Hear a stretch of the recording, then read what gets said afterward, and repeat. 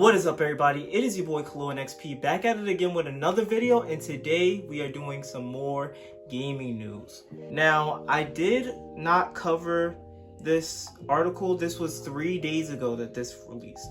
I think at the time I did have a video popped up on my channel, but I did not cover this at all. But we are doing it today. If you guys do enjoy the video, make sure you leave a like. It does help out the channel. We are on the road to 500, and yeah, let's get into this. Microsoft is raising prices on Xbox consoles again.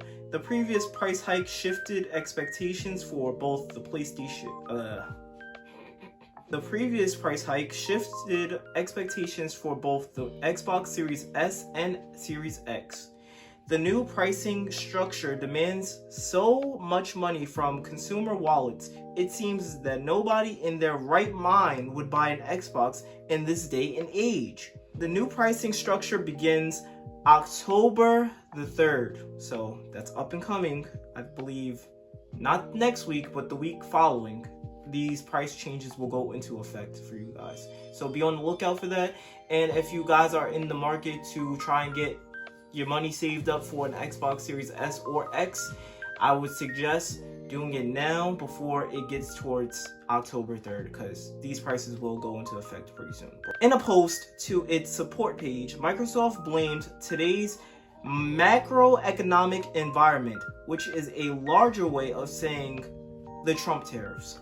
All consoles are demanding at least $50 more than their original retail price.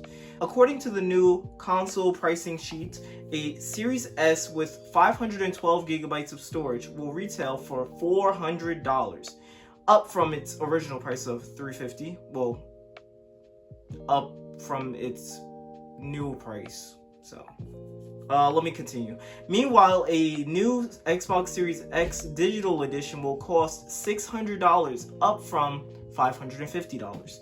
If you want a disk drive model, you'll need to spend $650, up from the $600 model. An Xbox Series X Galaxy Black Edition with the larger 2TB SSD will ask for $800, up from $730.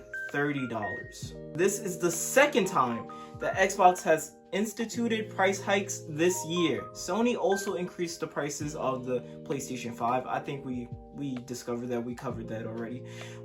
In August, the PlayStation 5 now costs $500 for its digital edition. The Pro without the disc drive demands $750. The pain to gamers' wallets is unending. Nintendo also increased the price for its original Nintendo Switch. Again, we've covered this before, but plus its Nintendo Switch 2 controllers and accessories, but not the Switch 2 console itself, not yet at least.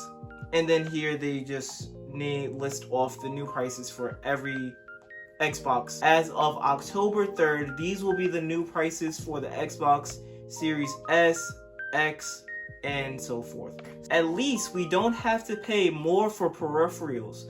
In its May price spike, Microsoft also pushed the price of its baseline consoles, of its baseline Xbox controllers to $65. The Xbox Elite Series 2 controller also increased in price from $5 to $150, like its original price of $5 to, yeah. And the Xbox wireless headset jumped from $10 to $120.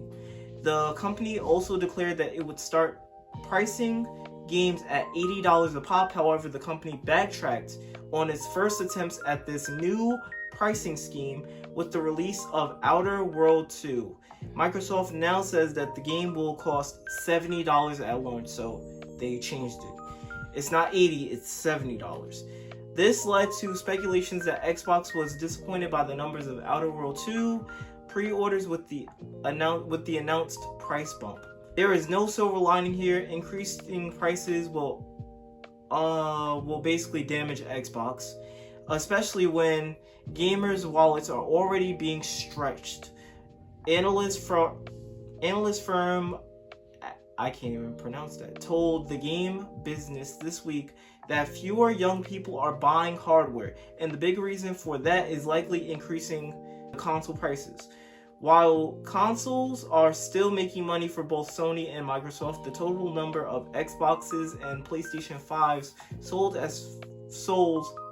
is far less than the previous console generation. Video game industry analyst Matt, I can't even pronounce his last name, reported that the total video game hardware unit sales have trended down from 2023 to its lowest point since the start of the COVID pandemic. Xbox isn't the only tech brand that's raised prices twice this year due to tariffs. Camera maker Fujifilm jacked up costs of its popular cameras twice in the same month, back in August.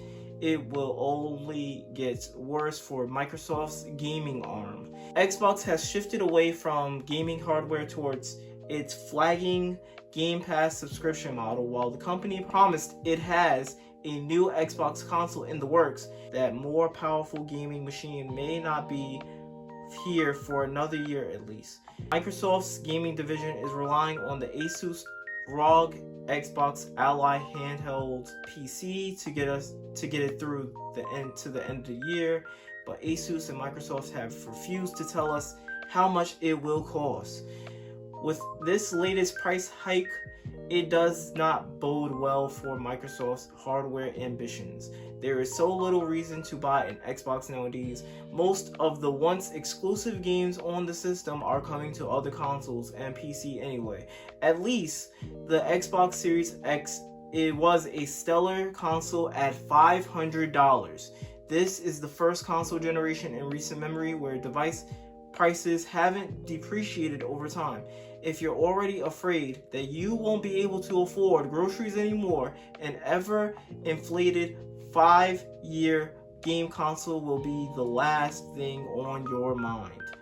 Let's discuss. How do I personally feel about the increase in pricing? Not just once. This is the second time within the year that it is increasing in price. I'm just at a point where I'm just thinking to myself, and I know a lot of other people are also thinking the same thing of, do they not want to sell Xbox consoles? Because the way how I'm looking at this whole entire situation, to me, is if you want to increase the units that you are selling, the trend is to lower the cost. But obviously, because of the economic whatever's going on with the tariffs and things like that and stuff to that effect, this is the boat that we're sitting in, and I don't know if time will tell where the prices will eventually go back to normal, go back down as time progresses. But if this is like the common trend that is going to be continuing from this generation of consoles to the next generation of consoles, the chances of console gaming continuing, it doesn't look too good. It does not look too good for anybody. Not the companies that make the consoles, and definitely not the consumers, the gamers that actually be playing on these consoles. But that's just my take on it. That is the video for you guys. Let me know how you feel about this news in the comment section below. Thank you guys for watching this video. My name is Khalil NXP. We're NXP gang, and until next time, we're out.